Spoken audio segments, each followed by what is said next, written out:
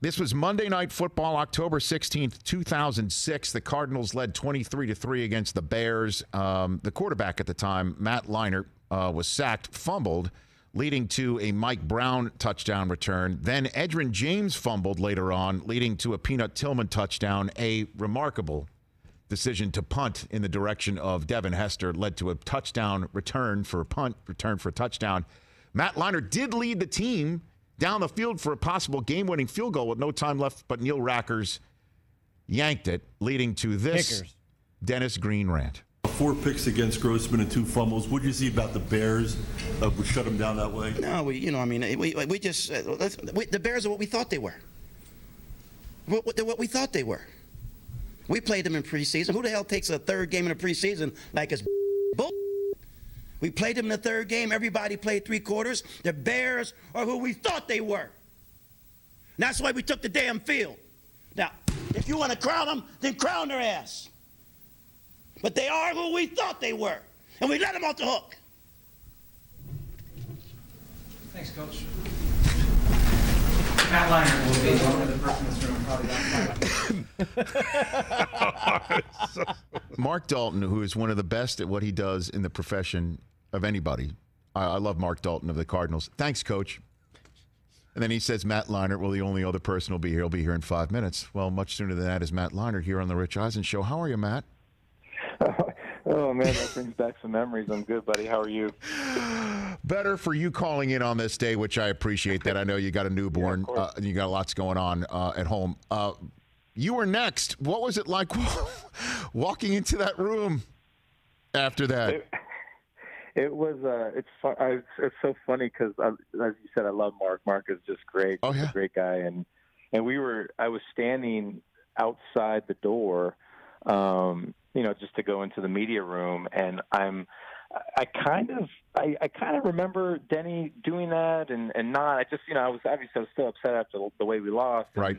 You could hear it, and then all of a sudden it was just, you could hear a pin drop in there, and then you just hear Mark, all right, next up, Matt Leinart. And it was just like, I had no idea what I was walking into, but really, when you listen to that, we had, the kind of context of that is we had played them in the 3rd preseason game, which we all know is the game where the starters play most of the game, and it's really it's the one game that semi counts for preseason, as you just really try to see what you have as a team. And we played them up in Chicago, and I played pretty well against them. I think we beat them. We played really well, and Urlacher, and they had Briggs, and they had everybody, and everyone played 3 quarters, and right. And that's why going into that game, we and granted we did not have a great year. I think we're 5-11, and that was the year they ended up going to the Super Bowl, but. We just knew we could play with them. We knew we could beat them, and that's where that all kind of started. And then we literally just deteriorated. And thank you for bringing up those memories of the fumble. No, listen, Matt, I had to give the backstory. I had to give the backstory, but you did get the team in position to try and win it after all of that. And Edgerrin James is one of the guys who fumbled. He's only going to the Hall of Fame this summer, and it just happens. But as the legend grew, is it some when did you watch that back? When did you see that for the first time? Yeah, it was. Gosh, I don't remember. I remember probably the next week or next couple of weeks. Obviously, when we're in the season and game mode, and we're still reeling from that loss, and the week before we lost to Kansas City on the same time, we lost on a field goal. That was my first start, and we were at home against Kansas City, and we missed a field goal to win, I think. And then the following week, obviously, just two heartbreaking losses. So I don't think. And Denny, and rest in peace, man, I loved him. He was a player's coach. He was just a no nonsense coach, and he treated us like men. But I just he was pissed off, but I think. As time wore on and you see that, and just being able to play for him for a season and see that, it really is the greatest rant I think in the history of the NFL. It's just awesome.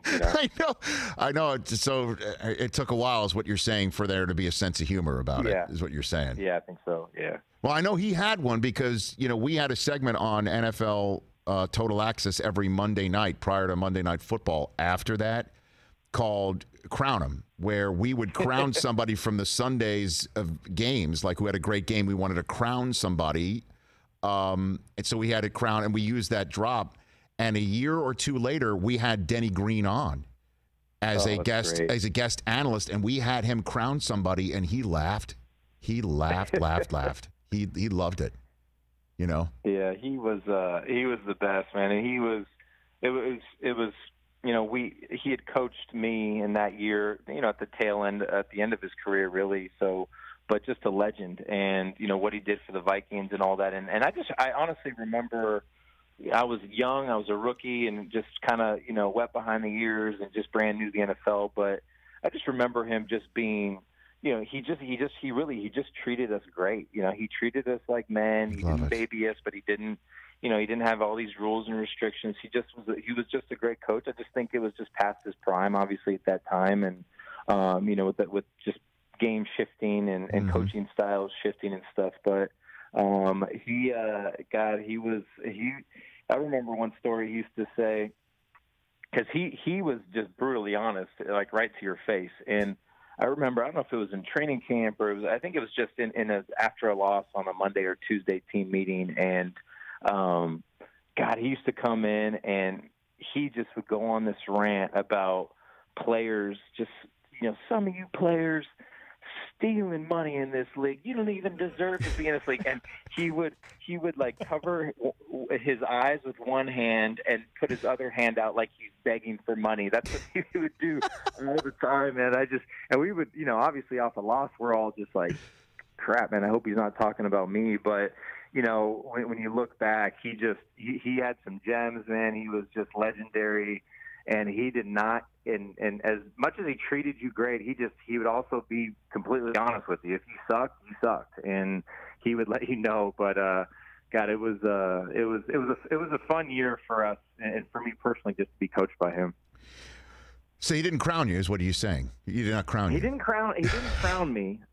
Thank God he didn't crown me. But I swear I will never forget that moment. Me and Mark Dalton were looking at each other like, and I was like, okay, here we go. And we just got embarrassed on Monday Night Football. We should have won. Devin Hester, the great Devin Hester, it takes it back. And now I'm just like, all right, I got to follow that. And then how about, what was it, a couple of years later, right, when Derek Anderson had the rant up there, I think. Nothing to do with Denny, but he had a pretty good rant for the Cardinals as well. Hey, you watched all the way to the end. Thanks for that. Watch more right here.